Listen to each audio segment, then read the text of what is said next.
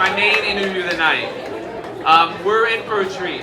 She is a rising star in city council, a Queens native, and a proud Puerto Rican New Yorker.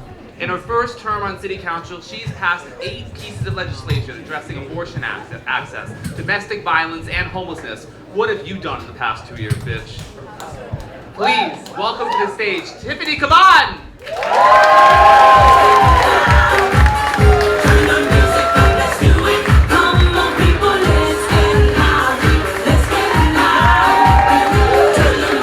Tiffany, thank you so much for being here. This is a comfy couch. Okay, it's a little deep. I'll sit forward. I'm really happy you're here because, you know, we're an interesting time in the world for the city. Out leadership just rated New York the top state for LGBTQ equality, which is great. I like to think that my gayness has something to do with that. But there are systemic problems that are impacting the state and the city. And you are the co-chair of the LGBTQIA caucus. And you introduced the Marsha Sylvia Plan, named after Sylvia Rivera and Marsha P. Johnson, addressing critical areas to invest in LGBTQ constituents. Why now? Why is it important that New York City take these bold steps to invest in LGBTQ people? Yeah, I mean, first of all, thank you for having me, and happy Pride, y'all. Happy Pride! I mean, it's not even, thank you. Hot.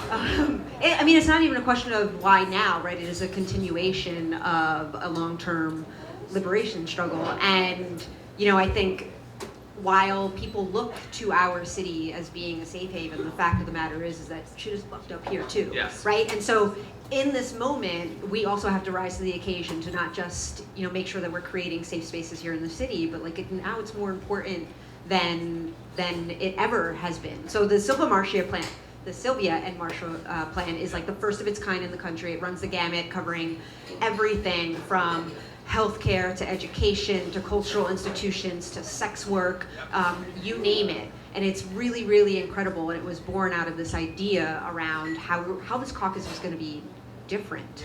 Yeah. Well, I think what's so great about it is that, you know, across the country, conservative groups, Republicans, are enacting these homophobic, transphobic laws in the name of children, right? To protect our children, but they're not actually doing anything to protect our children. This plan actually calls an investing in youth. You want to reinvest money from the city's administration of children's services to protect and invest LGBT children. Can you explain what exactly that would do and how you would do it? Yeah, and I want to be clear about something, right? Because what we do, and it's not just right-wing folks and Republicans, but we take folks who are oppressed and marginalized, and when we talk about the queer community, now we're talking about particularly BIPOC queer folks, right? Like TGN, CNBI folks, undocumented queer folks, disabled queer folks, you name it, who are on the margins of the margins, and then we use these same oppressive, violent systems in the name of their victimhood, right? In the name of their oppression, but they're actually doing more harm. And so ACS, for a large portion of it, is family policing. It's family policing, it's family separation. And a lot of it is surveillance and family policing of situations that are born out of poverty, right? Yeah. Because of systemic discrimination. And so you see the intersections with the queer community there. But what the reinvestments call for is saying if we're going to stabilize the lives of queer children, if we're going to create more opportunities for queer parents, then it means reinvesting money in things that actually ACS doesn't even have purview over. It's stable housing, it's gender affirming care, it's education, it's restorative justice in our schools, it's more counselors, all of those kinds of things. And what I love, I think often a critique with liberals or Democrats, there's not this fighting spirit of fighting back, but this plan is a proactive fight back against these other states, other places enacting these horrible laws. And I just want to read a few of the things that it would do. One, it's banning city agencies from working with out-of-state agencies prosecuting individuals seeking care in New York.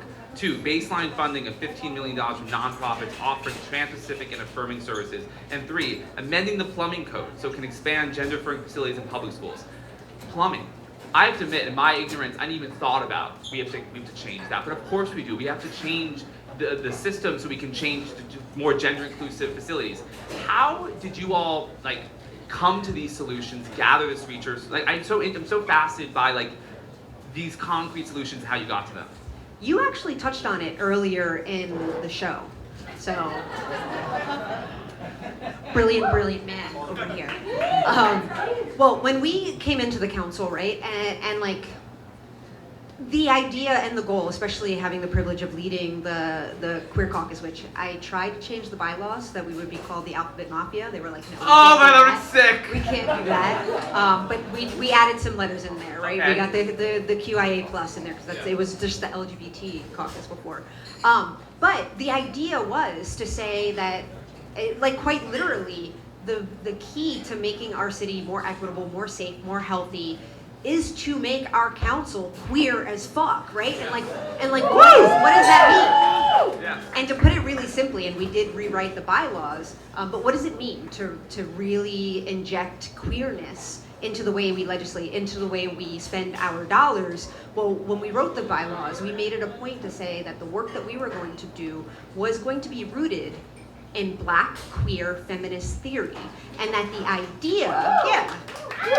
idea was not just that we were gonna uplift and have, which we've seen so many times before, right, white, cisgendered, gay men, lesbian women on par with the most powerful cisgendered white men and women, whether it's in the corporate world, wherever it is, but that the work was going to be centering the voices and the experiences of, like I said before, BIPOC queer folks, trans folks, femmes, right? Like immigrants, disabled folks. And when you do that and you start from a place where you're just talking to people, you better believe that people told us, actually, you know what we need to do is change the plumbing in our schools, right? Because we had just dozens of organizations and directly impacted folks that said, this is the way I walk through the world, and these are the things I navigate, because the people who are most marginalized and oppressed by a system are the best situated to ideate the solutions, and then the plan was born. It's amazing.